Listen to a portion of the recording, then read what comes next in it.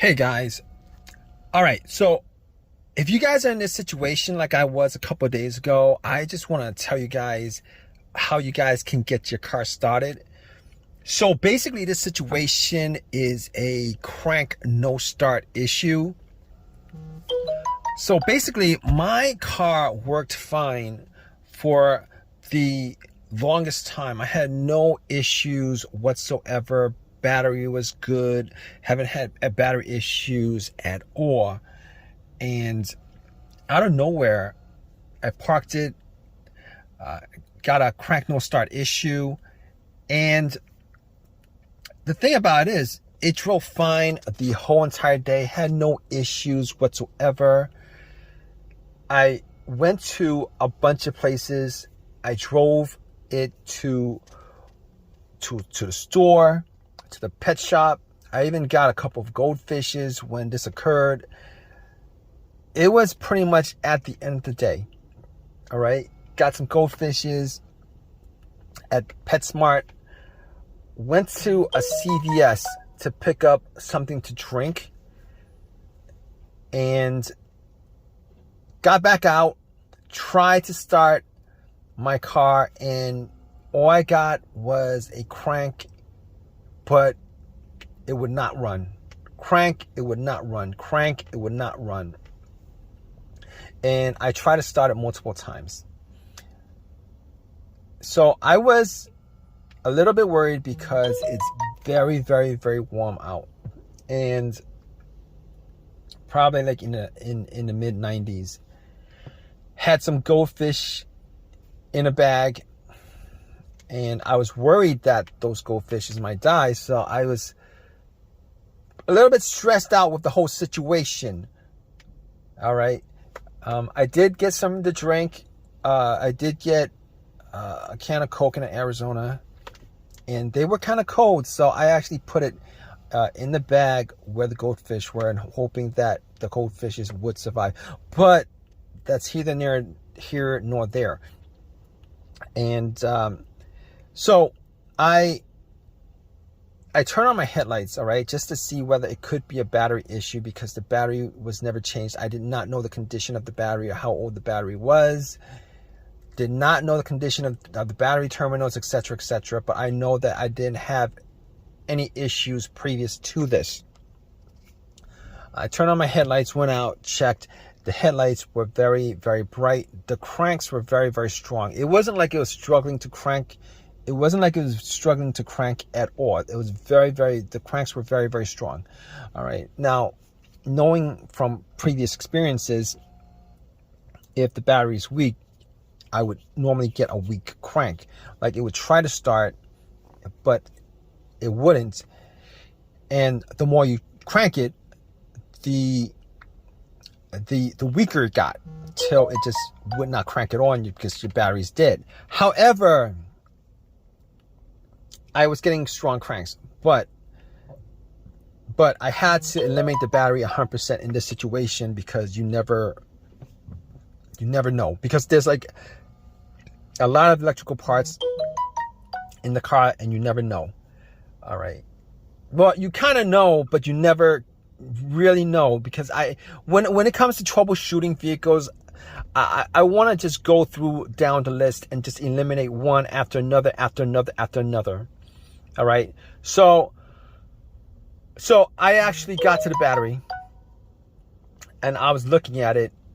Now, I didn't know what shape the battery was in. It did look really old. The terminals were really dirty and the terminals were a little bit loose. So what I did was I took the terminals off. I got some paper towel. I took my Coke and poured it on the terminals, cleaned it up as best I could, and cleaned off a lot of the green, whitish stuff that was on there. Popped it back on, tried to start it, and did the same thing. Strong crank won't start. It didn't start. Strong crank didn't start.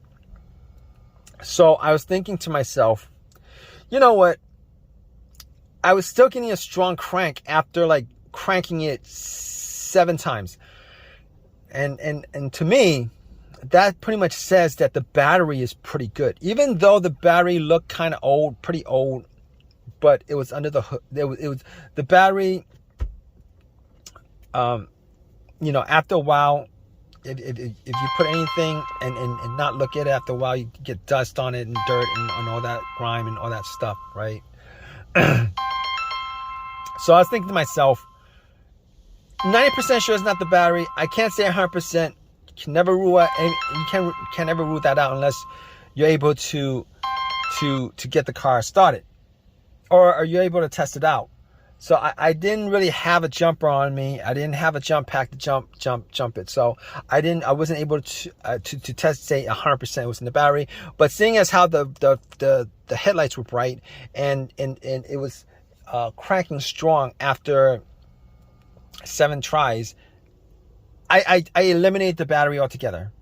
All right, I eliminated the battery altogether. Now, I was thinking to myself, with this scenario, it could be a lot of different things, right? It could be the camshaft position sensor, it could be crankshaft position sensor, it could be the throttle position sensor, it could be the mass airflow sensor, because there's like a lot of sensors on the vehicle. It could be a lot of different things. But here's how I was able to eliminate all those things. I was able to eliminate all those things because normally if any of those things were to cause this situation, there would be a check engine light. There would be a check engine light and sometimes the check engine light would be blinking, telling you that it's more of a serious issue. But here's the thing: I did not see a check engine light on the dash. There was no check engine light. I know that 100%. Not that I was checking out for the check engine light being an issue, but I was looking at the dash the whole entire day, glanced here and there, did not see a check engine light on the dash. So I know now I can't rule that out as 100% because I couldn't get the car to start up. Now if it started up and there was no check engine light, you know, I could say 100% that it wasn't check engine light. And I didn't have an OBD2 to pop it in to scan it. Did not have an OBD2 to pop it in to scan it. However, I was going to rule that out because I was going through scenarios as best as I can because it was getting pretty warm and my goldfish my goldfishes were gonna die. So I was like, all right. Should I call AAA? Maybe I could go back into CVS with the goldfish and put it in the in the fridge, you know. But you know, I was like 20 minutes into that, and I had to get something. I had to get something. Well, I was hoping that it was an easy fix. Get something. All right, so I was like thinking to myself, what else could it be besides this? All right. So I checked out the fuses. All right. Checked out the fuses, made sure that, you know, I didn't smell anything that was burnt. I didn't see anything kind of burning on the top of the fuses. And I looked at the fuses and everything looked good. Now, I didn't have a fuse tester to test it out, but just from eyesight, everything looked good. Smell test didn't look like anything burnt out. I did actually check a couple. I think I checked a couple of specific fuses. I'm not, but none of them looked like they were bad. All right. So at that point, I was thinking to myself, it could be the relays. It could be maybe the fuel pump relay, the fuel pump itself, the car's ECU that's the problem. And I got back into my car, you know, and I thought to myself, well, could it be the fuel pump? And I tried turning on the car to the on, try to turn on to the on position, right? The position before the crank. I was trying to turn it on to the on position before the crank a couple of times just to see if I could hear, That really doesn't make any sense, but I tried to listen to the priming of the fuel pump. Now, the priming of the fuel pump will sound like a whizzing sound. All right, it would be a low hum whizzing sound because you can hear the motor just running. All right, it'll maybe run for like a second, maybe less than a second or two, whatever it is, and I was able to make out that it wasn't the fuel pump because I could hear the humming. All right, maybe it was just me, but I could hear the humming. So I was like, you know what? That's probably not the issue. That's probably not the issue. So I was thinking to myself, what is it that could cause this? Because I was running out of troubleshooting ideas for this situation. All right, it's because there's nothing noticeable, nothing that was noticeably wrong with the car. And I was thinking to myself, you know what? There's a strong possibility that it could be the key fob, because I never changed out the key fob battery.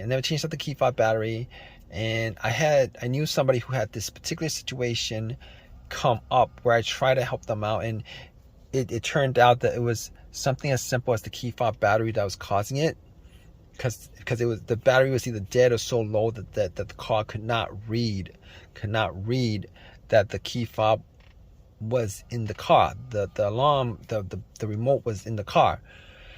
So I'm at CVS. It's worth a try. I'm at CVS. It's worth a try. It'll be a quick fix if that is the fix, and I could save my goldfishes, etc., etc. And I was like, all right, so I'm gonna take the key fob battery out, because anything outside of this, I wouldn't be able to diagnose without a scan tool, without going through all the fuses, without going through the relay, etc., etc. But since the fuel pump was making a sound, I knew that the relay was working. But anyway, I took a chance on it, hoping that maybe I could fix the situation and just get home real fast. So key fob, I went to CVS, bought a battery. I took the key fob battery out because there's variations of the flat batteries, so I matched it up, put the battery in, ran back to my car and tried to start it, crossed my fingers hoping that it would start, so that the goldfishes would, I could save the lives of the goldfishes and get my car started without having to put in any more money outside of the $6 or $7 that I spent on the battery. And I turned it on. I tried to crank it. It cranked and it turned on. It cranked and it turned on, guys. So I was relieved, and I've had no issues with it since. I was relieved. I had no issues with it ever since. And it's been a couple of days. I know for a fact that it is the battery, the fat battery and the key fob that's the problem. And I'm hoping that if you guys are in this situation, you guys probably are in one of these kind of situations where you have a crank no start, and you guys are trying to find a solution for it. I'm hoping that you guys have this easy of a fix as I did. So if you guys have this situation, you guys went through all the troubleshooting steps, and you guys are pretty much at a loss as to what to do next. All right, spend $6, get a brand new key fob battery. Take the key fob battery out of take the old key fob battery out of your remote, swap it out, and then try to start it. Hopefully you guys have as much as an easy fix as I did with my car. All right, hopefully that works out for you. If you guys have any comments, definitely leave a comment in the comment section. Please subscribe. Please give me a thumbs up. All that good stuff, right, guys?